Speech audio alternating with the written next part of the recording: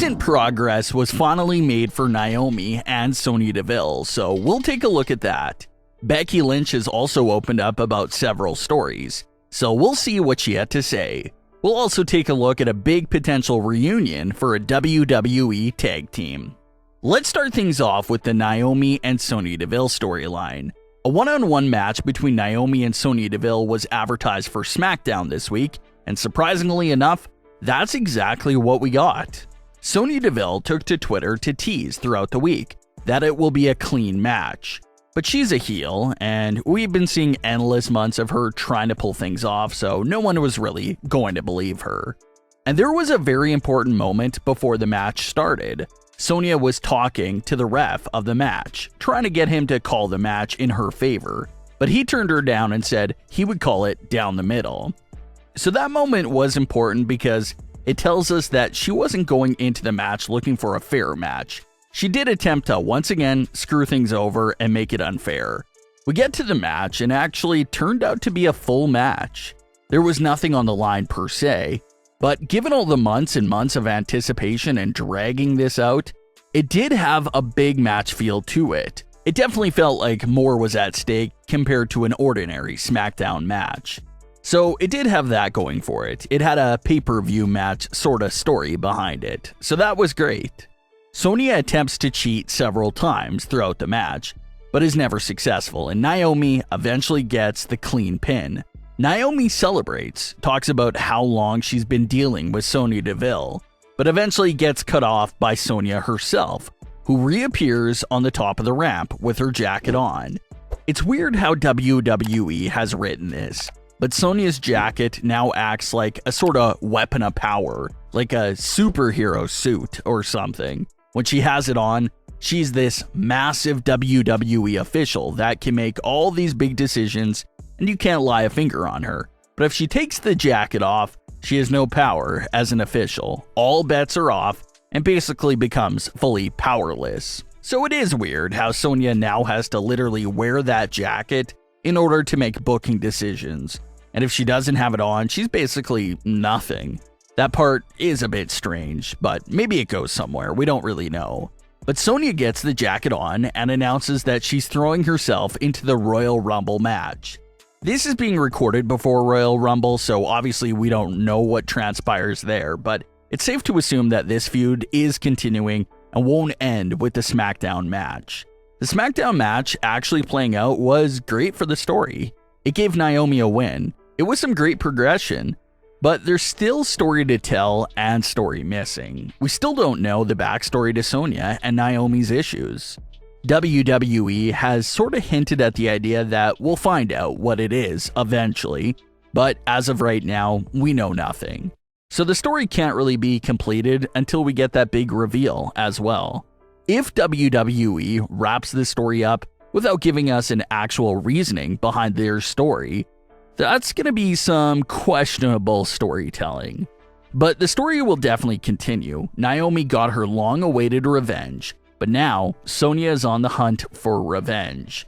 She was embarrassed and pinned by the superstar that she was making fun of and humiliating for months. So she's obviously not happy with that. So the story will likely shift over to Sonya now being out for revenge, and they'll most likely meet again during the Rumble. Maybe Naomi is legitimately close to winning and Sonya does everything she can to wrongfully eliminate her. That's a possibility, and we'll keep this story going. A lot of people are burnt out on the story, but as long as constant progress is being made, then there's no issues at all. But when they start repeating segments we've already seen before, that's when the issues start to kick in. So Sonya vs. Naomi doesn't seem to be done by any means. Still lots of story to discover there, so we'll revisit it as it goes on. In other Sonya Deville related news, everyone wants to know if a Fire and Desire reunion is possible down the line. Mandy and Sonya quickly became best friends outside of the ring, and that friendship would eventually translate to an on-screen tag team between the both of them. They both arrived on the scene as a part of Paige's faction and then continued teaming up once Paige left. One thing about Fire and Desire is that they always had great story around them. They were even going to be possible love interests for each other. WWE teased that story, but then dropped it a few weeks later. Then after that, everything with Otis and Mandy started, and that led to that massive storyline. Sonya's over here with her eyes on the prize, trying to reach the tag team titles, while Mandy Rose was busy exchanging gifts and scheduling dates with Otis. That led to Sonya getting angry and trying to sabotage Mandy and Otis, so that Mandy can get focused again on the titles. Sonya was eventually busted for the plan, and that led to Mandy and Sonya's split and their SummerSlam match. It was supposed to be a hair versus hair match, with Sonya actually losing that match, but it had to be changed to the loser leaves WWE match. Sonya Deville had this to say when reflecting out that SummerSlam match, quote, "I was very proud of the story leading up to that match. I was really proud of the work that Mandy and I, and Otis and Dolph, had done over the summer.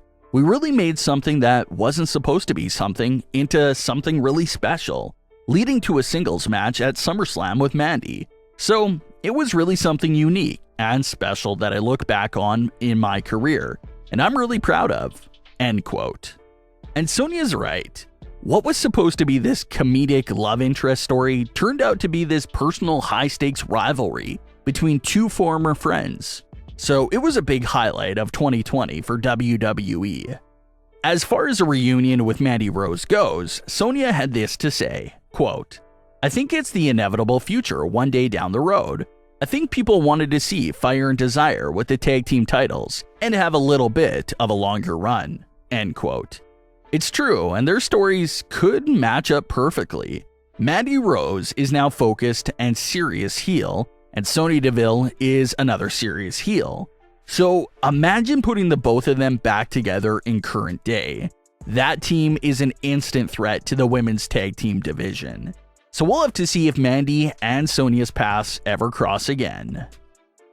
Becky Lynch was the first 2022 guest for Stone Cold Steve Austin's Broken Skull Sessions show. Becky talked about a handful of topics on the show, even including some issues with Vince McMahon over creative differences. She had this to say about Vince McMahon and her original plans for how she wanted her title reign to end. Quote, "Vince is very set in his ways, so you gotta go, okay, well, how do I make this make sense for me? How do I make his vision come to life and also be something that I believe in? It's hard as a babyface to stay champion that long. I had actually pitched to lose at WrestleMania 36 because it is hard to stay champion for that long, and as a babyface, I think I'm pretty good in the chase. We didn't go that direction. I ended up holding that for 398 days." End quote.